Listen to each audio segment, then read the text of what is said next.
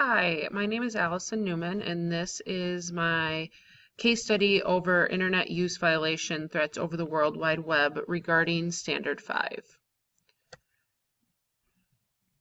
After reading through the case, some things that I thought kind of stuck out about things that we know is that Roosevelt High School is an affluent area. It's in an affluent area it's a large city.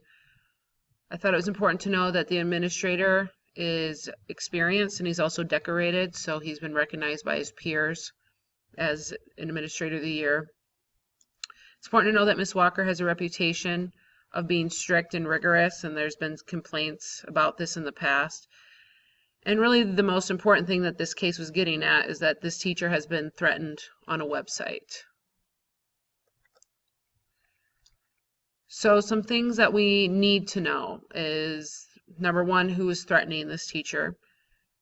And then I think it's important to know the intent of the threat. Is it a prank, or is somebody actually serious about carrying this threat out to make Miss Walker disappear?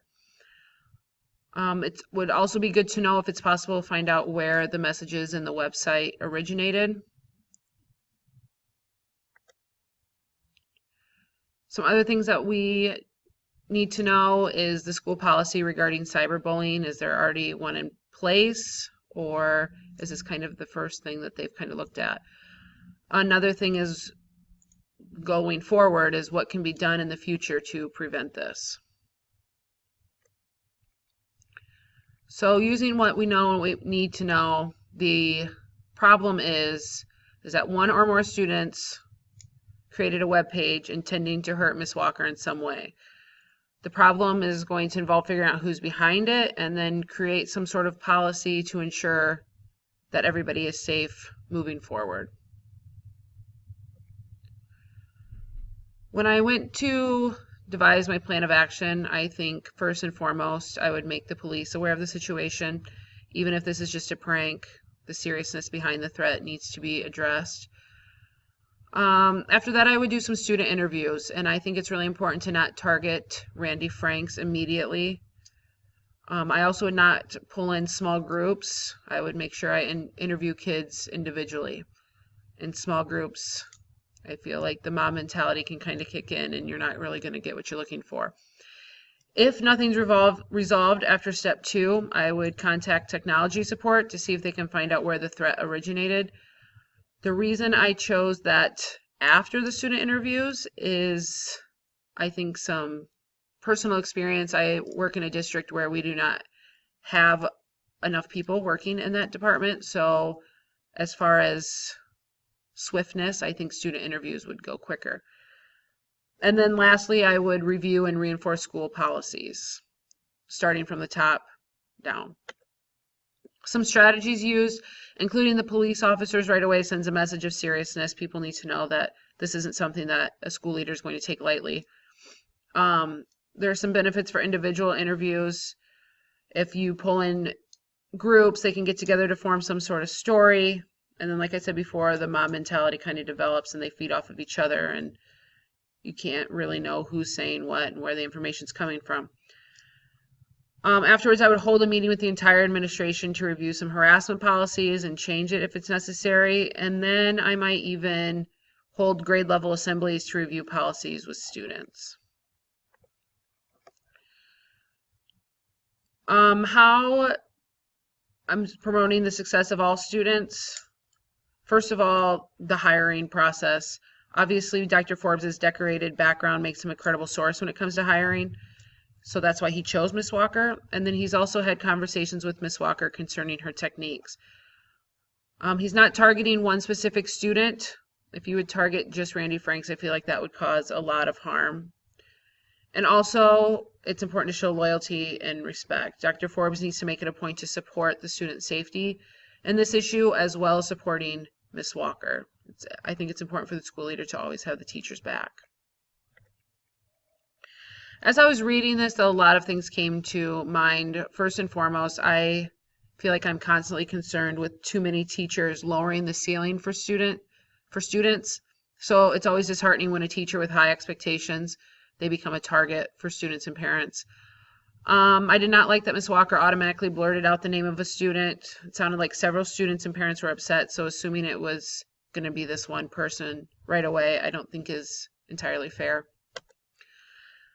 I don't think the approach of having Ms. Walker and students in the room at the same time is the best idea. If students are intimidated by her, they are less likely to talk in the situation, so I think it's important to have these conversations separately. And then at the end, I was thinking, I am assuming that this is going to be a prank, but you really can't do that as a school leader. It's a matter that needs to be taken seriously.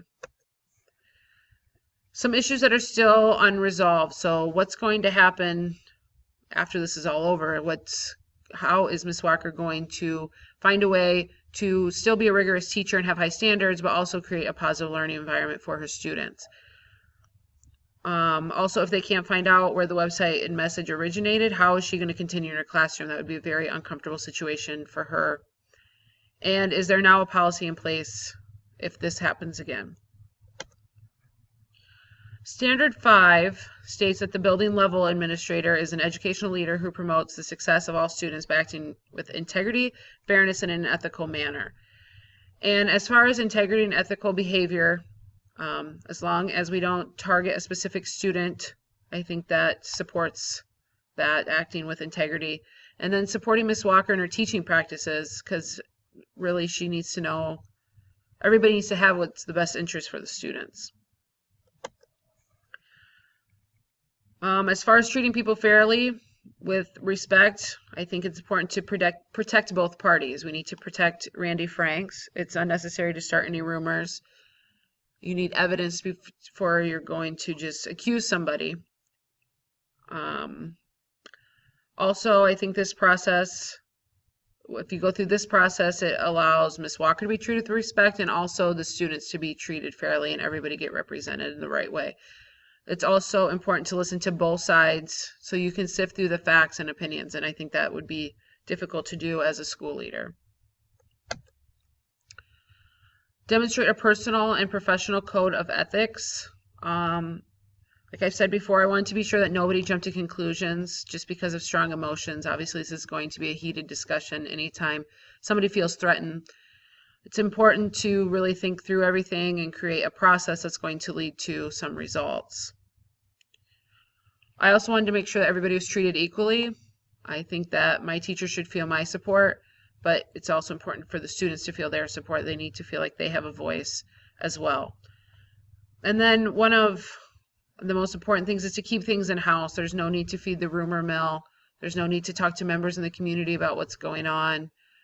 That's one thing that our school kind of promotes, is to be a private critic and a public fan. So I think as far as this goes, it needs to be kept in-house, and we don't need to make people aware until necessary. So overall, I thought this was a pretty interesting case. It would behoove the school leader just to make sure that everybody feels supported, everybody feels like they were treated equally, and everybody just conducts themselves with high integrity and make sure that people can stay calm while they sift through the process and figure out who was at fault.